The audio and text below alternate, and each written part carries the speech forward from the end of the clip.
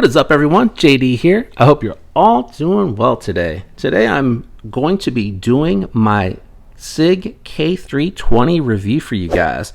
I do like this knife a lot, and there's a lot of good and bad, so button up and let's go ahead and jump into the review.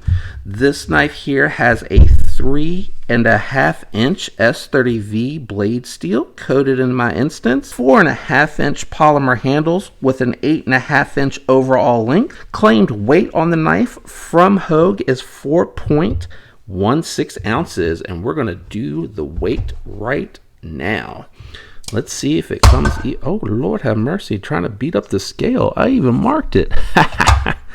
Yep, 4.1 ounces. It says 4.16, which means my scale would round to 4.2. So 4.1 means it's actually coming in less than what they claim. This particular knife is running on Foster bronze washers, and it has Hogue's Able Lock. I am doing this on the knife roll again, just because the black on black makes it really hard to get all of the yummy goodness detail on camera about this knife.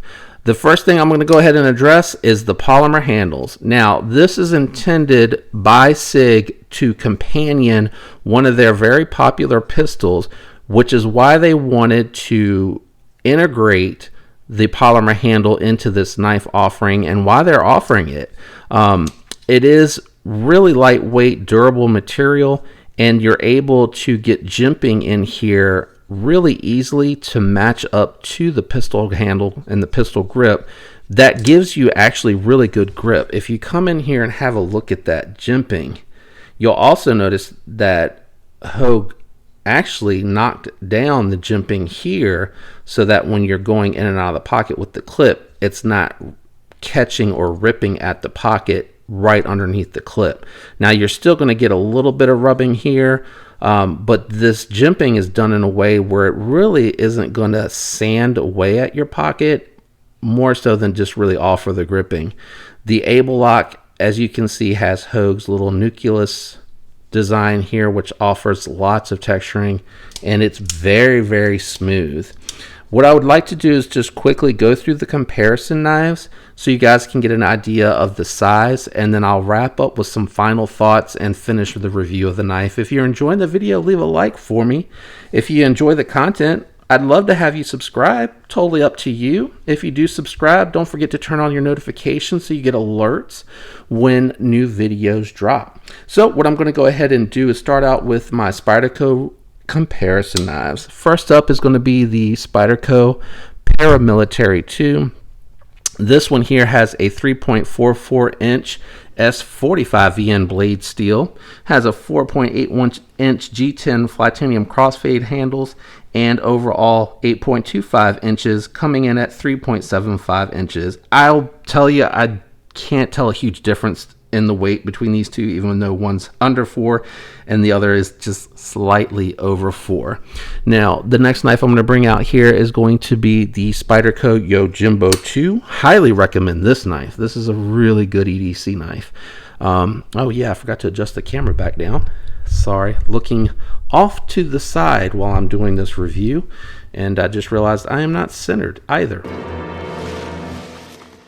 The Yojimbo has a 3.125-inch coated 20CV blade, 4.5-inch G10 handles, always well done by Spyderco. If you get their knives and you don't want to do anything else to it, I mean, they're perfect.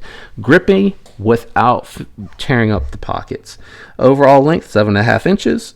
Weight, 4 ounces. So this one comes in between these two, but they're all really lightweight. And as you can see, where your handle is where you're getting your length here on the Yojimbo 2. This is a very short handle, but a very sizable grip. So let's go ahead and bring out the other knife. I used to use the Hogue Doug Ritter. I swapped out for the Sig because I wanted something different for my comparison videos. But the other knife that I use for the comparison is it's the crossbar locks, these two that I use for my normal comparison videos. It is the Benchmade Bug Out, which has a 3.24-inch S30V blade steel, 4.22-inch Titanium G10 crossfade scales, overall 7.0 4.46 inches and coming in at 2.3 ounces with these on. So these are my two crossbar locks, and they have a very different approach to their methodology, but you can see if you try to, you cannot get this to deploy when it's in the closed position. I think I just hit that backdrop. But when you actually are messing with the Sig, it is actually quite easy to get that to deploy.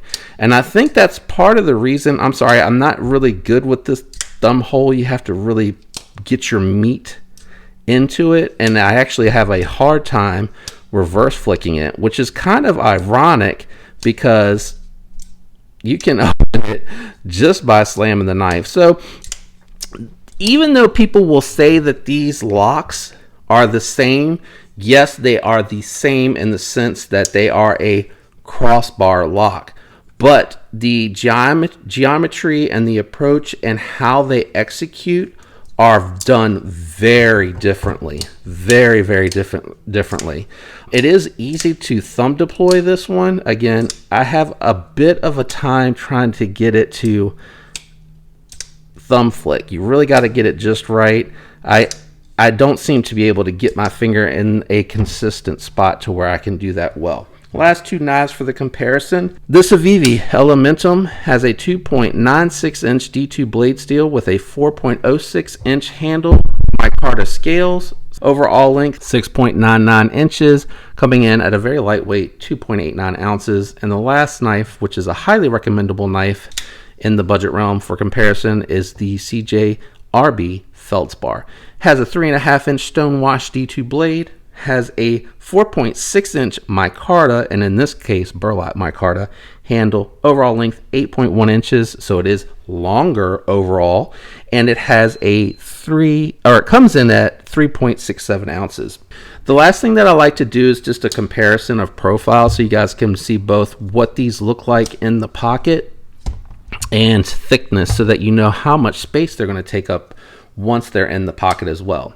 So you can see the Sig just clearly takes up more space, and then from a profile perspective, it is actually much thicker with the polymer handles. Now this is the thickest point of the knife. Ironically, it comes out up here, but when you look at it from a butt perspective, these taper down, and you can actually see that they're very similar in size, and actually the Sig is much thinner. It is quite unusual, but you can see here it's like a vase, and it comes out really thick here, and it's overbuilt here, and I think that's so it can facilitate the able lock. Let me go ahead and bring out, I'm not going to bring the bug out. The bug out is thinner. I mean, it's just thinner and smaller, but let me bring out the Spydercos, because these here are very similar in size, and you can see they're actually identical, nearly identical. The PM2 just pokes out ever so slightly, and actually the Yojimbo has a smaller profile until you get to right here at the very tip. Thickness, again, because they overbuilt it for that able lock, but when you actually compare the two, which the Yojimbo is really good for this because they stay the same size, they're almost identical. So keep that in mind when you're looking at the K320. It is a recommendable knife because it's so affordable, and the reason they're able to make this knife so affordable is because they use the polymer. They're giving you an S30V blade. You can find it at Knife Center uncoated, so you get the stone wash, which is probably a little bit more desirable. You're going to get fingerprints and smudge marks and wear marks as you use the knife. And that's one of the disadvantages to the coated. I personally just like the way the coated blade looks. I also like the way the stone wash looks. The polymer handle, actually, because it ramps up, it's really quite comfortable. Being that your smaller fingers are down here on the bottom of the handle, it actually works really well because you can get the same amount of finger around, and then because this is thicker, you see how the fingers, I know that's normal because of the thickness here, but I feel like it kind of makes it very even all throughout with the grip. The able lock is always really smooth. One of the things that you have to worry about though is that you can, listen, it wants to come out with just a normal kind of little wrist flick. If you put any ass into it, it's gonna come out. And that's all Hogues that I've encountered. Whether you're looking at the Deca, you're looking at the Hogue Doug Ritter, doesn't matter. It's how they do this piece right here on the bottom part of the blade spine. The lockout here is good. No side to side, no blade lash, no lock rock. Oh my gosh, no lock rock and no blade lash. Like, the tolerances are impeccable. Now, if you're running around, jumping around, and you're hardcore parkouring with parkour!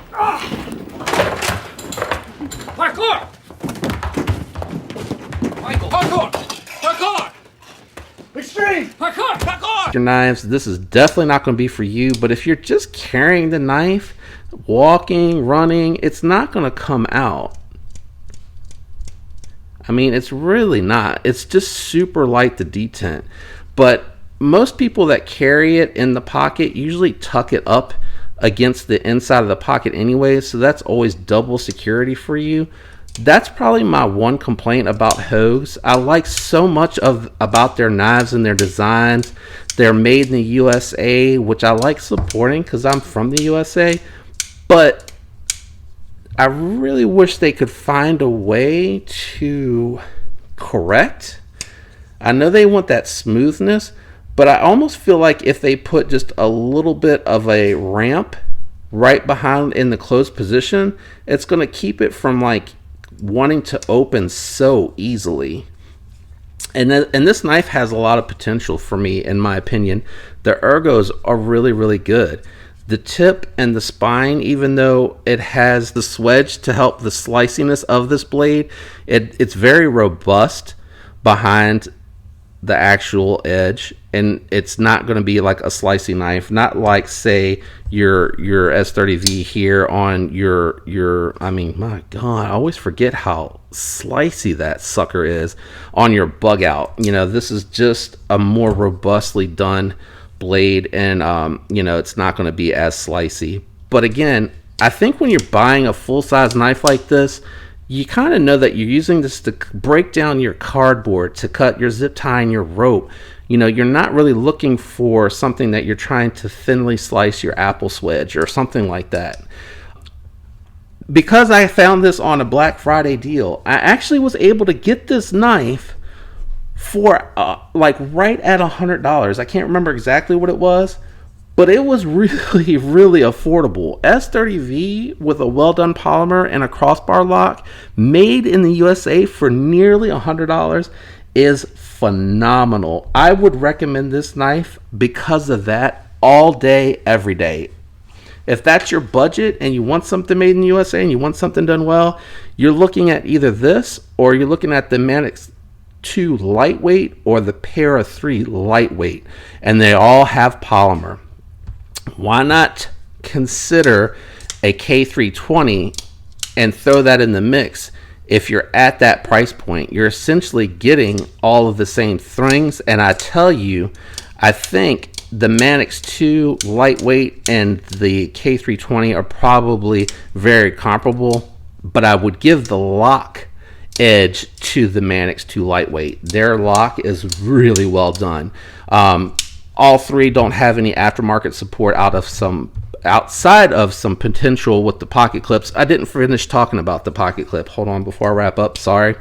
The pocket clip has these ramps here, and I think part of that is because when it's in the pocket, you really don't have anything sticking out. Like, it literally comes straight up to the edge. You have almost no knife sticking out. So when you go down into the pocket, front finger is grabbing the jimping, but instead of just having a slick pocket clip, a shorty, by the way, they give you these ramps, and I'm okay with it because going in, you're really not going to catch that. It's on the outside of the pocket, but when you're pulling out, it's nice that you have that extra grip to pull that out. And I think that if you have gloves, it's going to be that much nicer to have that on there. Like the little USA flag too, that's a nice little touch. It's not overdone, so I'm okay with it. and they didn't sacrifice the pocket clip position for that lanyard hole, so I'm okay with that. If they didn't have a lanyard hole on it, I wouldn't have cared. I don't think people who like lanyard holes are typically going for that, but I think there could be some tactical uses for it too if you're grabbing this to pull the knife out and then grip it. That's my review of the K320. Good knife, great, better price, good steal for the money, and a good locking system when you actually have it deployed to use it. Good locking system, but you know, Hogue continues to let me down when it comes to the fact that you can just throw that out there, and maybe from a tactical application, maybe that's a good thing for one-handed use. I'm not using my knives like that, so I really don't know. I would prefer that it be a little bit more secure, because if you're handling it, and I feel like if it were to fall, this would just pop open and could be a very dangerous projectile in that regard. That's my review of the Sig K320 by Hogue. I appreciate all the support out there. If you enjoyed the video, again, leave a like for me. Turn on your notifications if you're subscribed so you get future content. Leave a comment, or if you have any questions, leave it down below. I'll try my best to answer those for you guys. I appreciate all the support. I hope all of you have a fantastic week, and until next time, peace.